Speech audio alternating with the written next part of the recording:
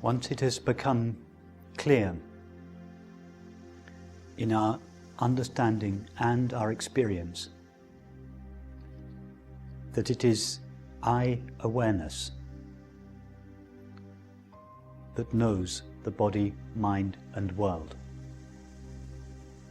rather than I, the separate body-mind, that knows the world.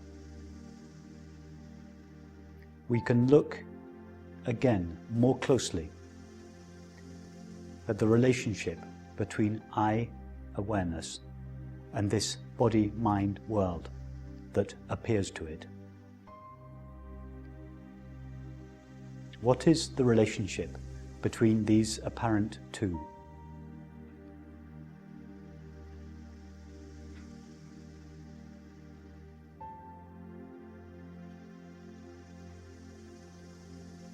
We used to think and feel that I awareness was on the inside of the body-mind, and the world was everything that was on the outside.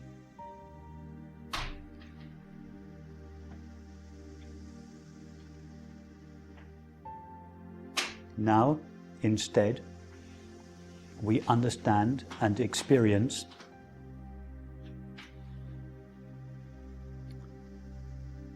that everything appears in the same place.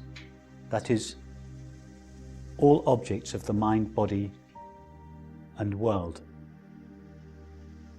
appear in the same place, at the same distance, as it were, from awareness. None is closer to or farther from awareness than another. But how close is that? What is the relationship between thoughts, sensations and perceptions and the awareness that knows or experiences them?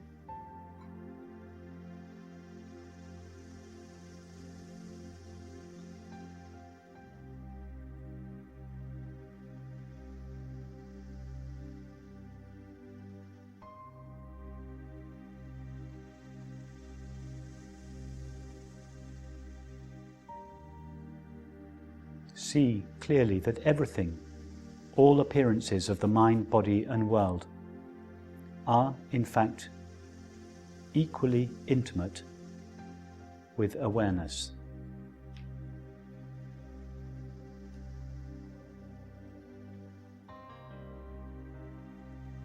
Nothing is further away from awareness than anything else. Take, for instance, your thoughts to begin with. It is obvious in most cases that thoughts, that thinking is intimate, close, pervaded by awareness. Check that out. Try to see if there is any distance or separation between the thought and the knowing of the thought.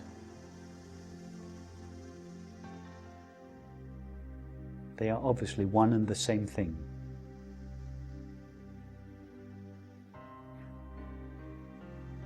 And how much distance is there between the knowing of the thought and awareness? They are one and the same thing.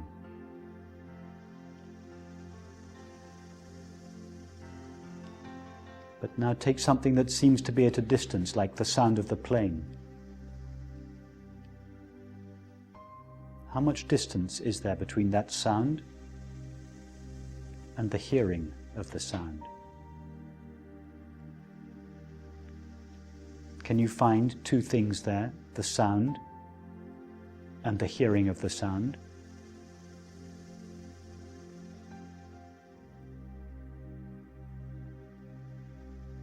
Or are sound and hearing the same thing?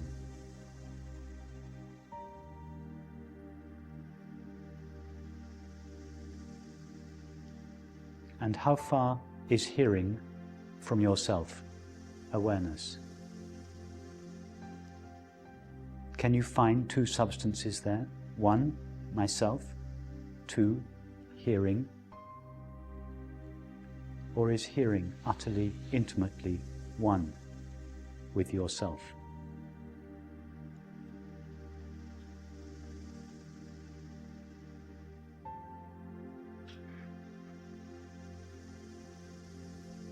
See that it is only a thought that conceptualizes the mind as being close, intimate, inside,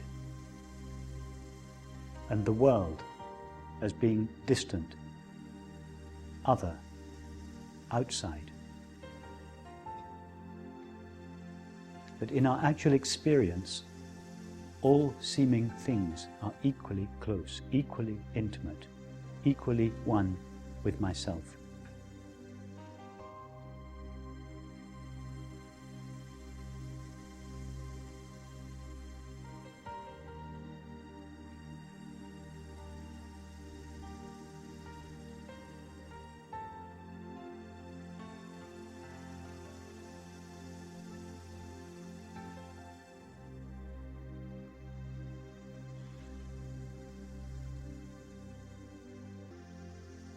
We normally think that the body is the sort of intermediary between the mind and the world. Go to the sensation of the body.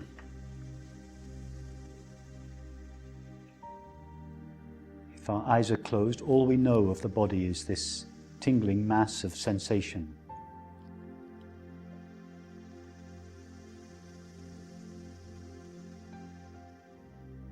Made only of sensing.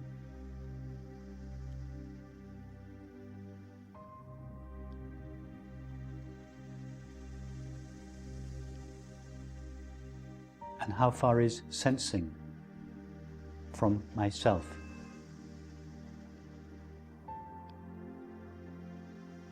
Is it not utterly one with myself?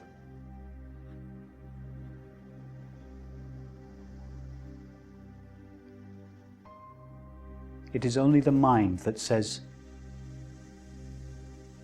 thoughts and images are closest, most intimate. Perceptions, that is, sights, sounds, tastes, etc., are at a distance, outside, other, and that the body is somewhere in between the two, through which the inside communicates with the outside. Experience is very different. Thoughts, sensations, and perceptions, made only of sensing, of thinking, sensing, and perceiving, are all equally modulations of awareness. A colouring, as it were, of myself, all equally intimate, nothing closer, nothing further, nothing made more or less out of awareness than anything else. Everything made only of awareness, all appearing in the same placeless place, made out of the same stuff.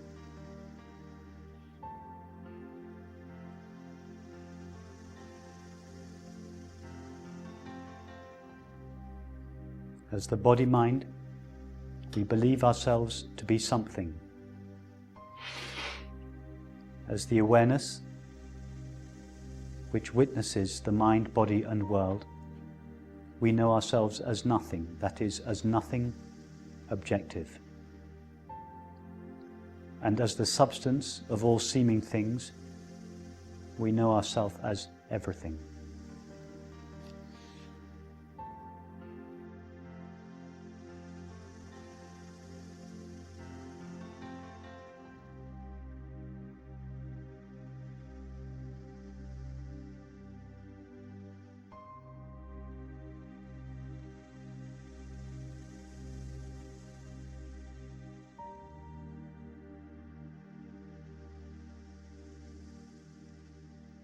So no, I was going to say one other thing.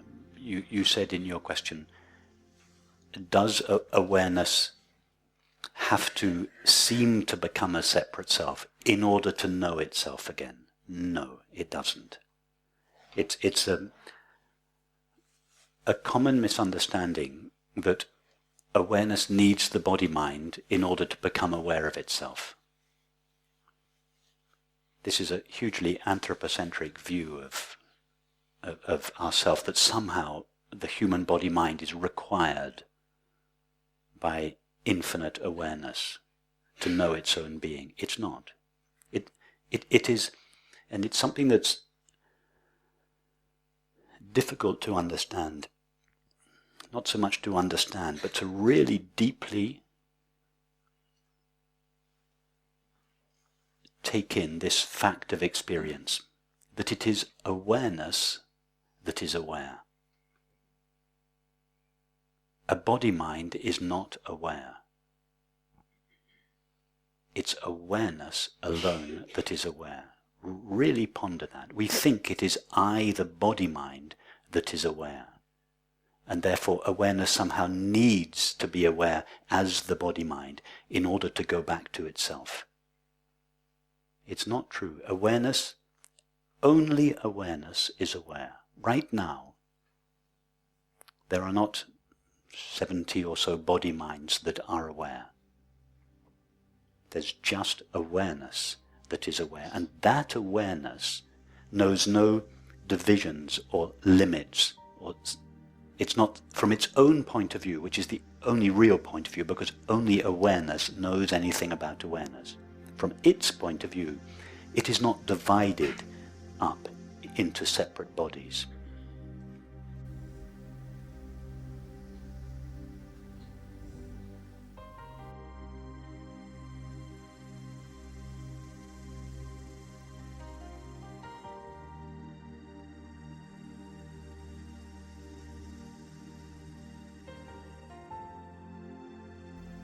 Sometimes when I wake up in the morning, sort of the body boundary doesn't actually exist.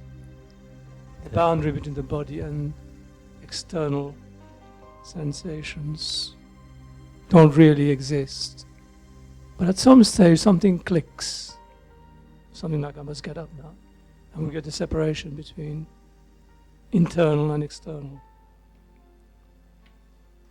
And the second experience is watching a beautiful sunset.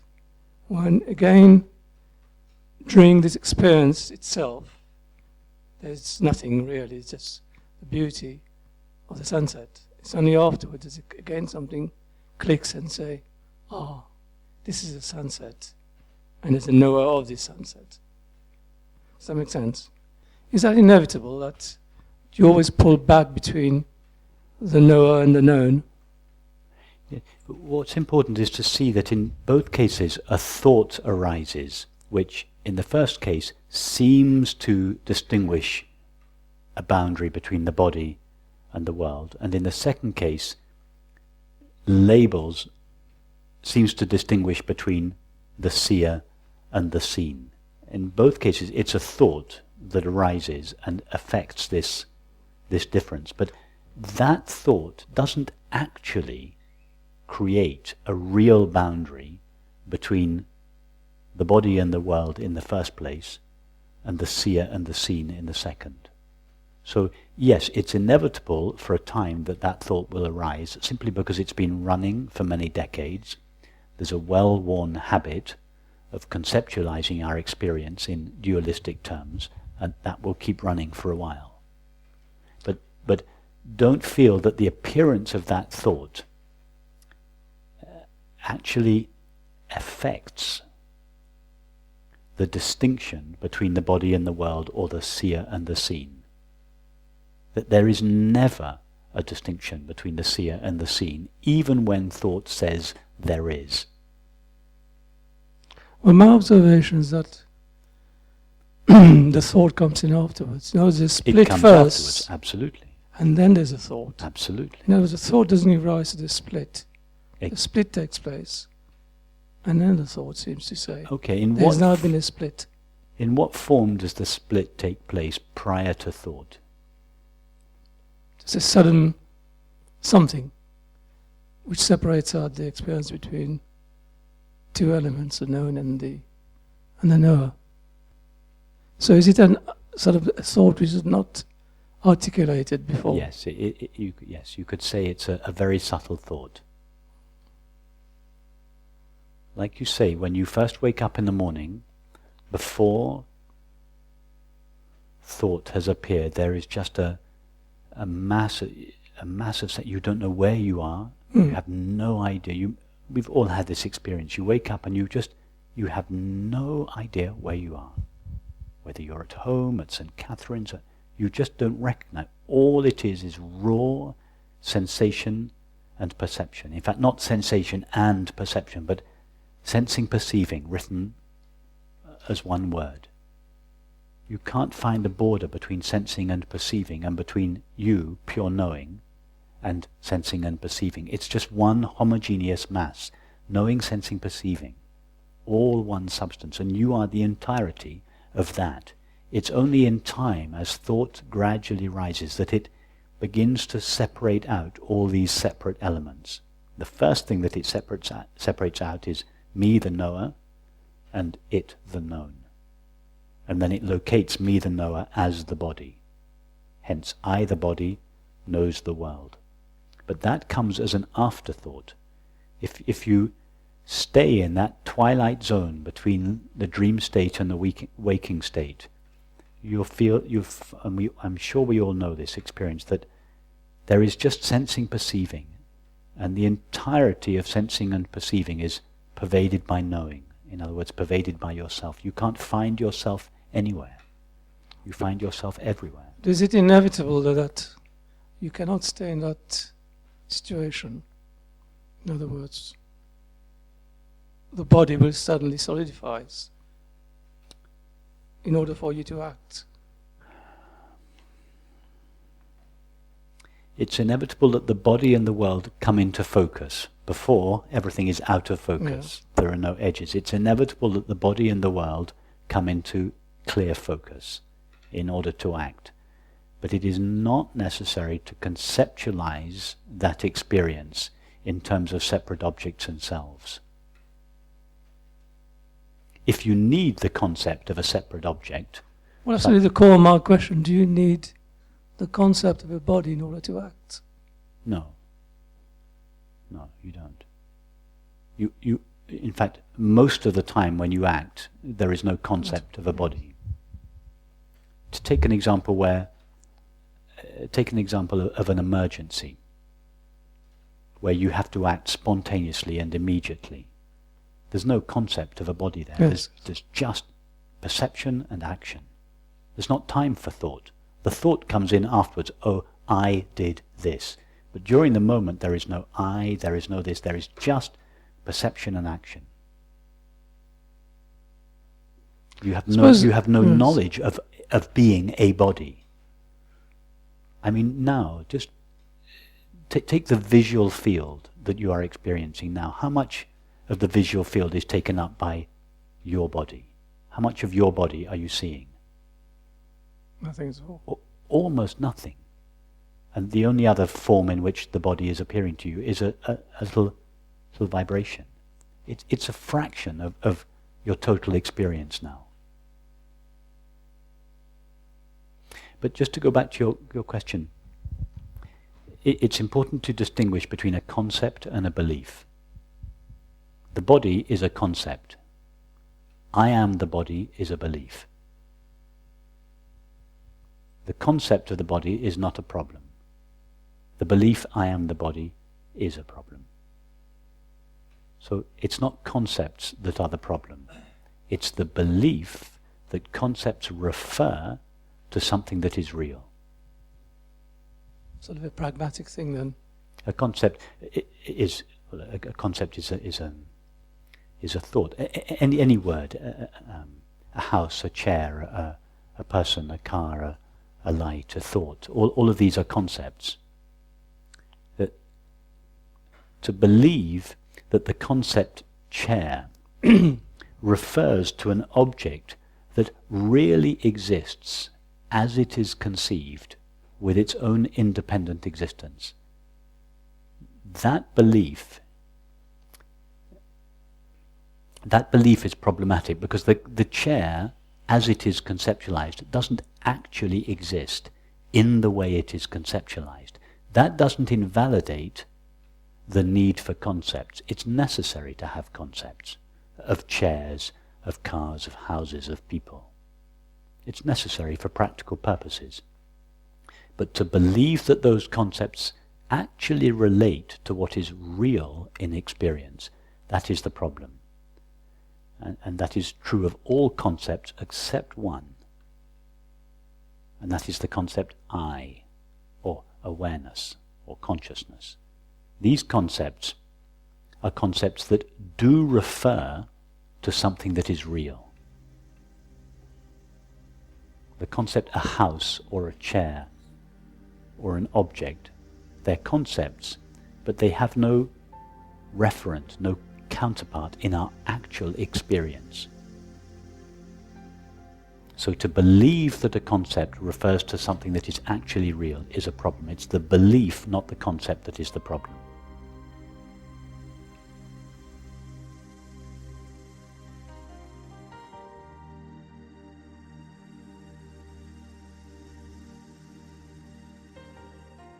Why is it in some cases it's quite easy to see this?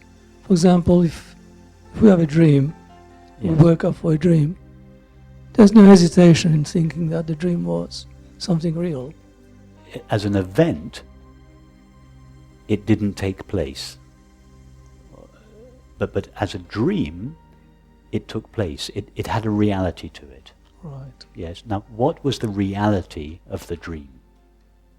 In other words, when I say the reality, what was it made of? There was something there. Have a dream now. Visualize a Caribbean beach. Yeah? That's how a dream takes place, as an image. Now you have the image of the Caribbean beach. Now, the Caribbean beach is not there. Yes? Nevertheless, the image is there.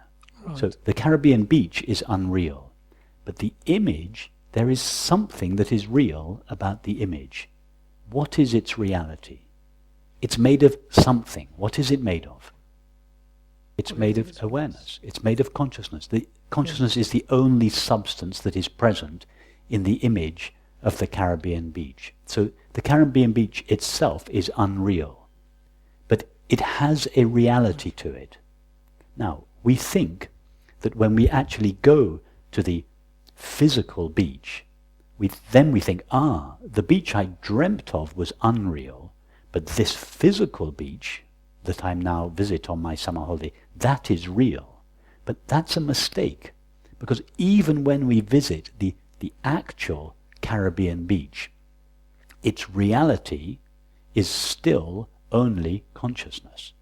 Why is it more difficult to see that than it is in a dream situation, where you immediately know, okay, the dream happened, and real in that sense.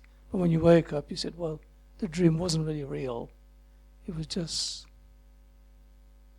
appearance in consciousness. What is this other than an appearance in consciousness? It doesn't got the same conviction as a dream.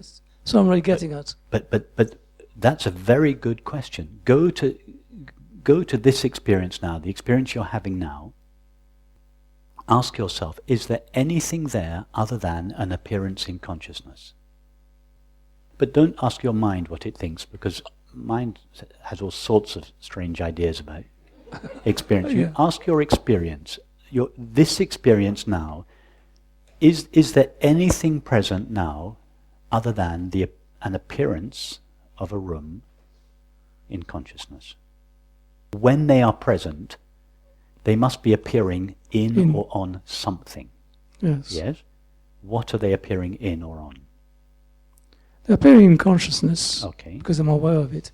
Not the problem is the difficulty is knowing that to be consciousness, as opposed to just appearing in. in consciousness. Okay, all right. So the first step is this appearance appears in consciousness.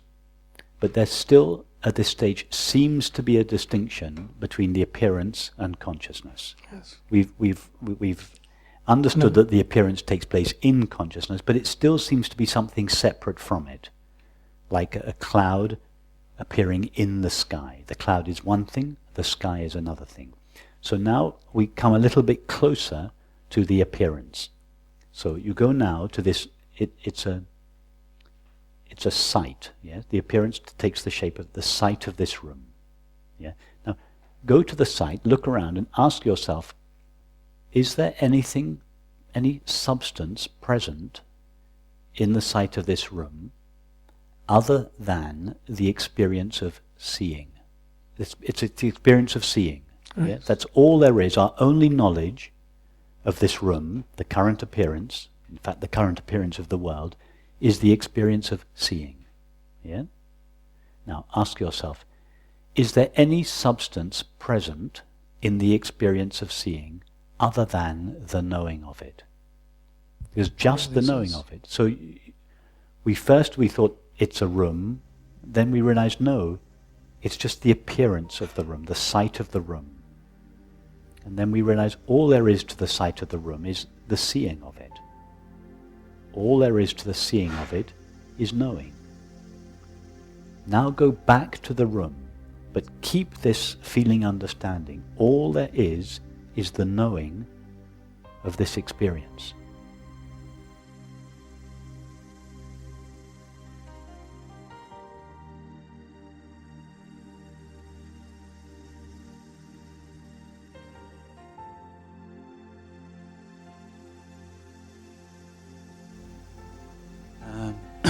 It's not so much a question, more a realization from that last meditation this morning.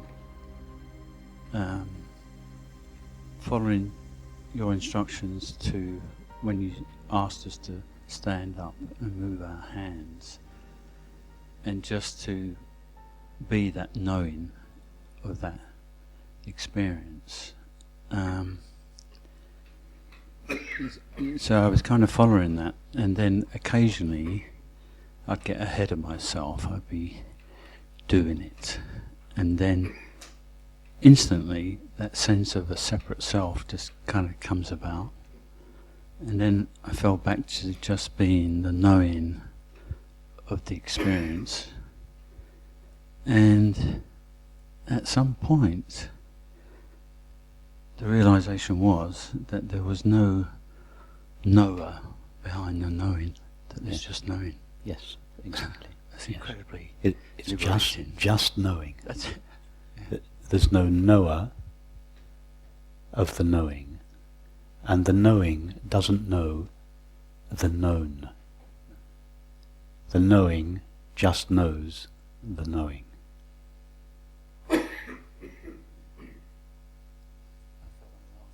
Yes, laughing or crying or yes.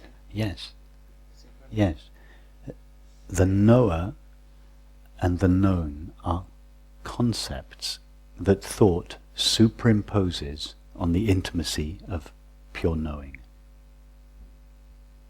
I kind of understood that intellectually. Yes, But yes. it really, that staying with the knowing and the knowing, and there's no one there. There's no knower of Yes. the knowing. There's just knowing. There's no one there as the knower, and there is no object or other that is the known. That's, in other words, the subject and the object of experience collapse. In fact, they don't collapse, they were never there. And they are revealed to be this single, intimate, indescribable, indivisible stuff that we call knowing. That is what is called love. That is why they say love and true knowledge are identical.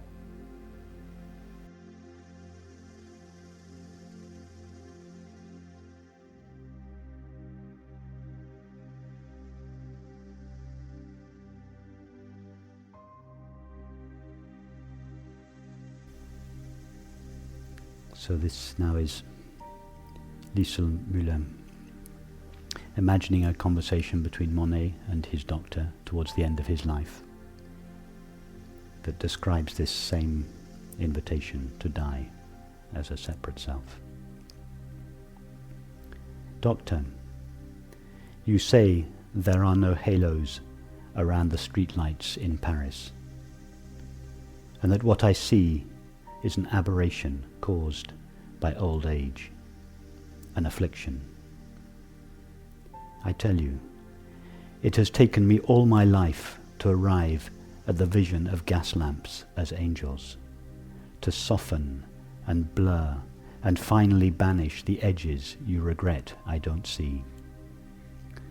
To learn that the line I call the horizon does not exist, and sky and water so long apart are the same state of being. 54 years before I could see Rouen Cathedral is built of parallel shafts of sun, and now you want to restore my youthful errors, fixed notions of top and bottom, the illusion of three-dimensional space, wisteria separate from the bridge it covers. What can I say to convince you the Houses of Parliament dissolve night after night to become the fluid dream of the Thames? I will not return to a universe of objects that don't know each other, as if islands were not the lost children of one great continent. The world is flux, and light becomes what it touches, becomes water, lilies on water, above and below water, becomes lilac and mauve and yellow and white, and cerulean lamps, small fists passing sunlight so quickly to one another that it would take long streaming hair inside my brush to catch it, to paint the speed of light. Our weighted shapes, these verticals, burn to mix with air and change our bones, skin, clothes to gases. Doctor, if only you could see how heaven pulls earth into its arms, and how infinitely the heart expands to claim this world, blue vapor without end.